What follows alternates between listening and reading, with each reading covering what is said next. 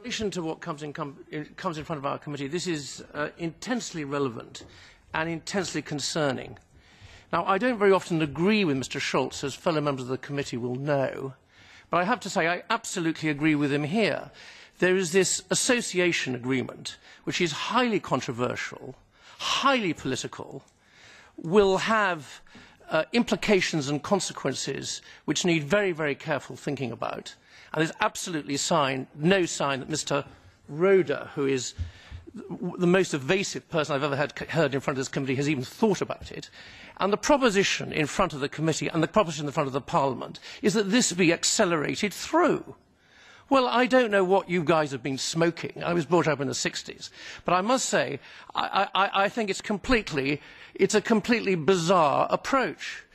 There should be a time for very careful reflection, very careful pause, very careful thinking through of what are the consequences. What are the consequences for the nation states of Europe? What are the consequences for our own countries? What are the consequences for the economies? And there's not one scintilla of evidence that anybody's thought about anything in any sort of measured way, except to go in and say, we had the American ambassador earlier today, so I can use American wisdom, except to say, yippee, let's just ride in and corral in yet another association agreement. I heard what Mr. Wren said, actually. By the way, there's a lot of people in the Parliament who can profoundly disagree with what you and your other ex-commissioner think. You said that the GDP per capita in Poland was 20,000 euros, and the GDP per capita in Ukraine is 5,000 euros. Yes, that's what? 7,000. I'm so sorry for not hanging on to every word, sir. I mistook it down wrong. Anyway, it's 20,000 versus 7,000. But you admitted the fact that one of the reasons why Poland has done so well is because of the massive subsidies from the European Union. And what? What? And if Ukraine became a member of the European Union, they would expect and would get similarly massive subsidies. And this is at a time when my constituents and Mr. Martin's constituents, and perhaps not your constituents, but the constituents of an awful lot of other members of Parliament, are being asked to cut back. And frankly, it's completely unrealistic. And it just shows the never-never land that you people live in. And one of the advantages of being an MEP is that your absurd comments will hopefully be corrected and held to account. And I think I've got one final point to make, is that obviously we have a profound concern. The population of the Ukraine is approximately 70 million. I'm delighted Mr. I've got 58 or so. I've got the figure. Perhaps you'll correct me. What's the approximate percentage? What? Approximately 45 million people. Now, it would be and we are concerned that the immigration controls which are already in place remain in place, and that there is no agreement whereby there is some backdoor abolition of visas or of passports. I did have something to say about the proposition that the EU should get together in trilateral relations. I must say I can't imagine anything more disastrous, but I think that's not really a subject for this committee. So I will look forward to hearing once some proper and non-evasive answers from Mr. Garcia Berchero. Thanks a lot. And now it's on the questions about the impact of the DCFTA and the association agreement in the European Union and in Ukraine.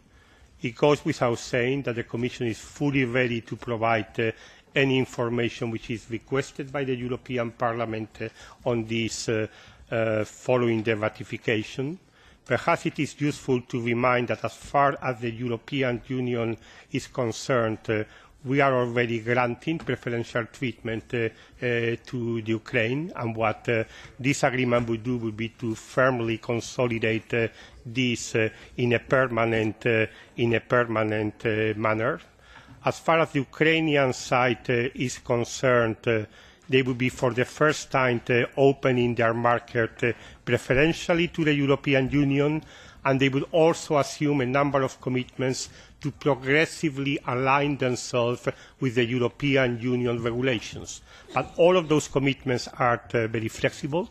They leave plenty of scope for Ukraine to decide the pace and the rhythm under which they would approximate themselves with the European Union acquis. And it goes without saying that the European Union is ready to fully support that process of alignment. That's precisely the main rationale why we have created this task force. I'm sorry that Mr. Peter Baraj, who is here in the task force, is not available here today, but he would certainly be able to come to this committee in the future to update you on the work of the task force. But the basic objective will be to be sure that we can provide effective support to Ukraine in their basic political choice taken by their legitimate government to progressively align themselves with the regulations of the European Union. I've just got one very, very quick and simple question. Are there any provisions in the association agreement, or are there likely to be provisions in the association agreement that will relax the present regime relating to visas between the Ukraine and countries of the European Union? I'm afraid I'm not familiar with issues relating to visas in the association agreement. Of course, this is not at all part of the DCFTA. The DCFTA has traditional commitments on services, but nothing related to visas. But I mean, I have taken note of the question on that, and I will be very happy to provide it to this committee after I have consulted with my colleagues. But my understanding that certainly there is nothing in the DCFTA concerning visas, where in the broader political provisions of the association agreement there is something that, quite honestly, I do not know, but I have to very much listen to your question. I would be quite happy to provide a reply. Now, I'm not going to, I mean, perhaps one issue that was also raised previously was what about the Crimea? I mean, you obviously know that we do not accept the illegal annexation of Crimea by the Russian Federation, and therefore Crimea would in no way benefit from the preferences under the DCFTA, and a number of measures have been taken also in terms of our relations with Crimea. But this is more of a political question rather than a trade question. Finally, I will not speculate about Russian sanctions. We know what is the measure that they took in July. The Commission has been, of course, taking a number of actions to support our producers to face this totally unjustified action. We are currently considering the possibility of challenging this in the WTO. This is not the topic of the discussion today, but what is very clear is we are not going to engage in a tit-for-tat type of exercise. We have taken certain measures vis-à-vis Russia, which were clearly a response to Russian measures destabilizing the situation in Ukraine. We find it very regrettable, the measures which have been taken by the Russian Federation. We are taking action to support our producers, and as I said, we are seriously reflecting about the possibility of bringing this issue to the attention of the World Trade Organization.